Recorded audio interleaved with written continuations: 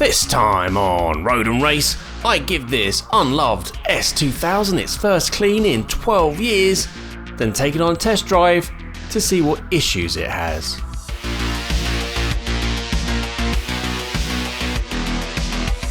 In the previous video, I had a look round this totally unloved S2000 I found in a barn and pointed out everything I could see on the surface that was wrong with it. Hello and welcome to another episode of Road and Race. As you can see, I'm back working on the S2000 today. Now, I really want to drive this car, but it's kind of really dirty inside, so I don't really want to get in it, really. So I need to give the inside a quick clean. Plus also that will help me show up how bad the interior is and what needs doing. Also, I'll give the outside a quick clean as well for the same reason. Whilst it's not massively dirty, I think it's only when you give the car a bit of a clean that you find all the kind of hidden problems or issues with the paintwork. Anyway, it needs a clean. So, quick clean, out on a drive. There we go.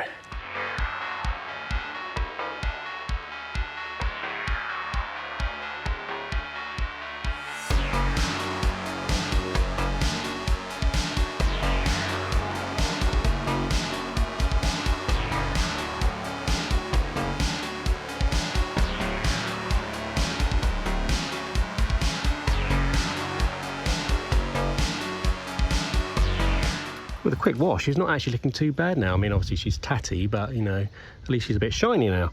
I didn't need to dry the car, and as you can see, there's no watermarks. That's just dirt from inside the car. I haven't cleaned that yet. If you want to know how I do that, I've done a full video on how my system is set up with a filter to filter out all the water. I'll put a link in the description box. On to cleaning the interior now. Look at this floor mat. Does it even fit? Look at it. It's an absolute disgrace. Right, clean that out, give it a hoover.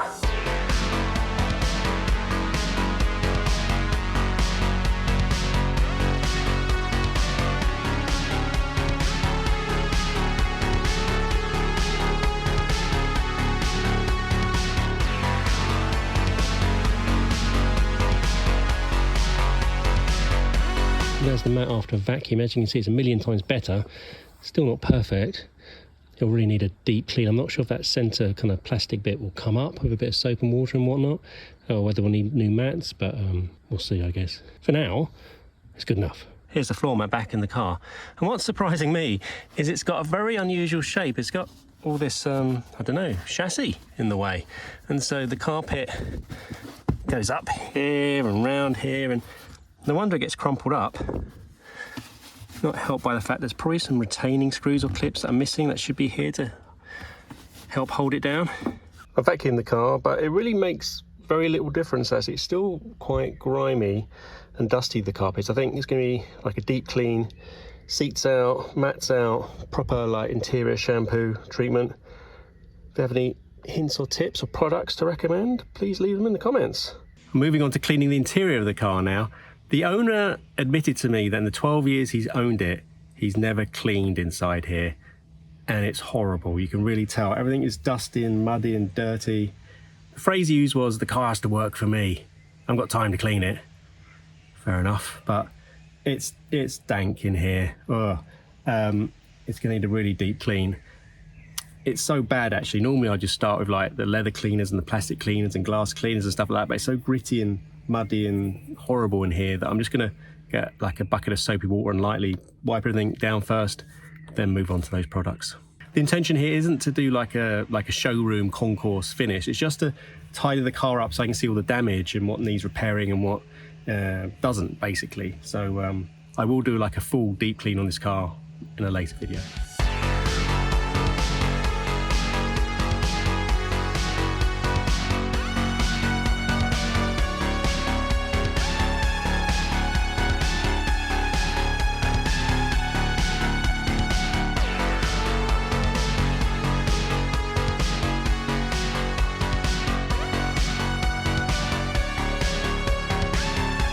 There we go, a bit less disgusting in here now. I'm gonna have to sit down and spend a good day or two like deep cleaning the inside of this car, seats out and everything. I mean, there's dirt and all the crevices, and like, it just needs a lot of time spent on it to make it kind of nice again. But for my purposes of trying to figure out what's wrong with it and going for my first drive and not feeling like I'm driving around in a dump, it's fine. So let's go on the road and see how this car performs, see if I can find any issues with it, and I'll give you a little bit of history about the car as well, a bit of trivia. Just heading out now for a quick drive because, well, I've never driven an S2000 before and I've been really looking forward to it. I really considered buying one back before I bought my 350Z and then the Boxster, because these all kind of came out around the same time, kind of the same price roughly. Also, I'm going to try to find if there's any mechanical issues with the car that will need rectifying in the future. S2000 first came out in 1999 and they made it for 10 years. And over that time, they produced just under 110,000 of these. You may not know this car's named the S2000 for a reason. It's got a 2-litre engine, there's the 2000, it's the capacity. And S stands for, see if you can guess, yes, that's right. It stands for Sport. So it's the Sport 2000. Honda say that this was a car built by engineers for a great driving experience. Apparently the marketing department had very little input in this car. So I talk about that engine. It's a very famous engine. Obviously it's got VTEC, yo. This car produced 124 horsepower per litre because it's got a 2-litre engine, so it's 247 horsepower in total. And that was the highest per litre for 11 years. It's a bit of a record. The weight has been kept down. It's not the lightest car, it's not MX-5 territory. It's about 1.3 tonnes, but with, as I said, 247 horsepower. Looking at a power to weight ratio of 190, which is pretty good for the era.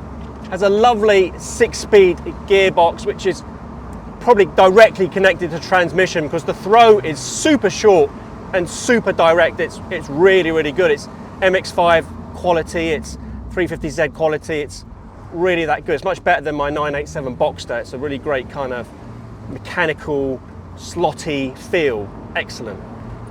Oh. And what's probably unusual about cars of this price bracket and of this era is that it came with a torsion limited slip diff as standard. So you've got a proper mechanical limited slip diff at the back. My Boxster's only got an open diff. Let's drop it down the gear and give it some beans. See how high it revs.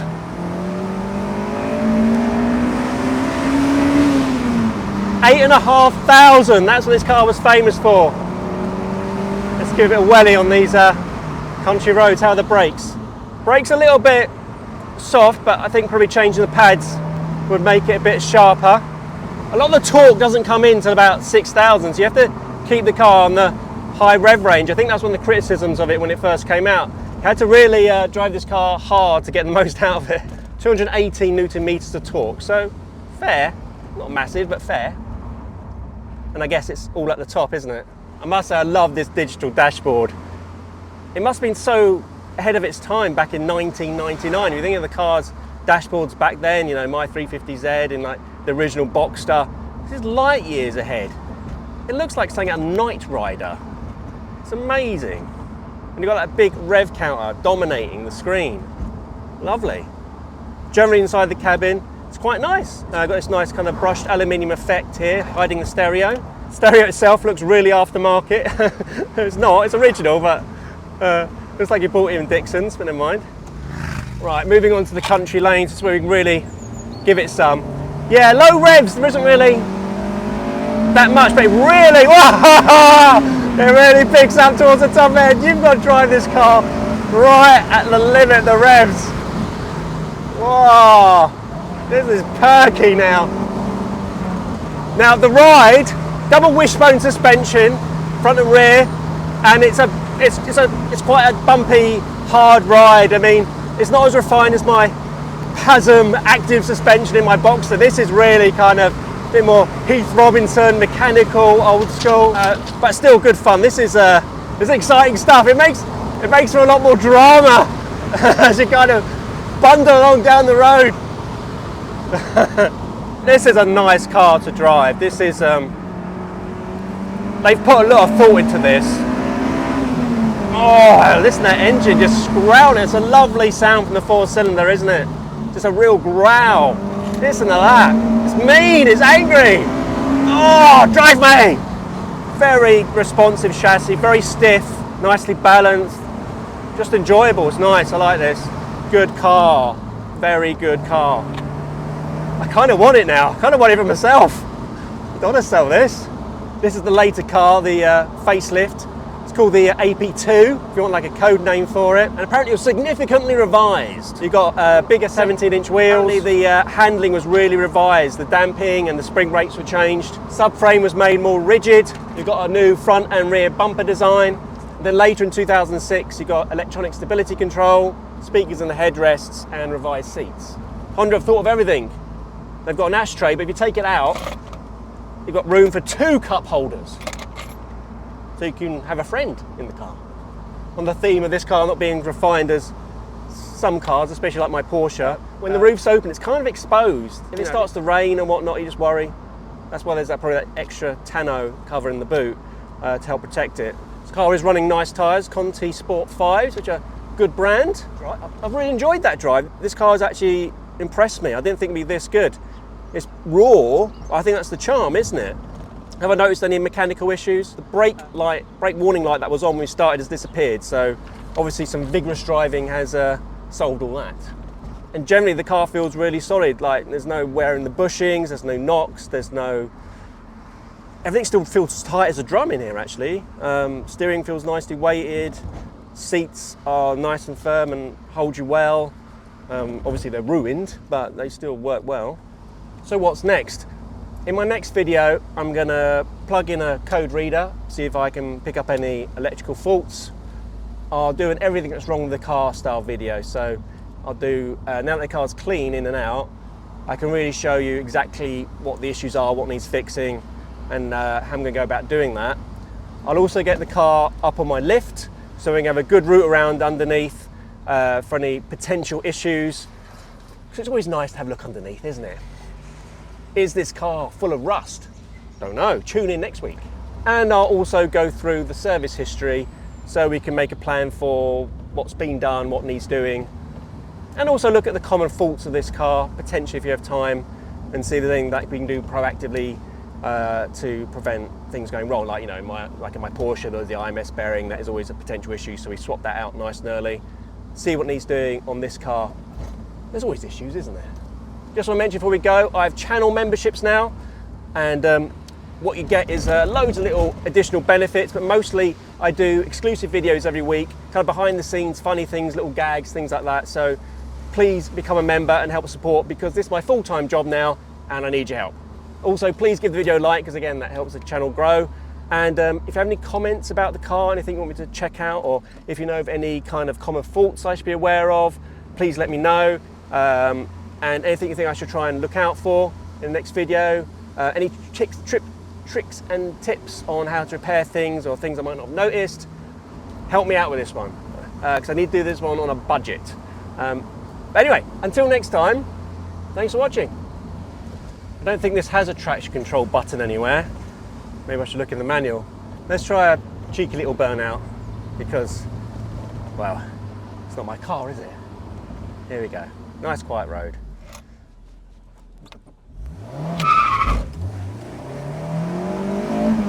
Not bad.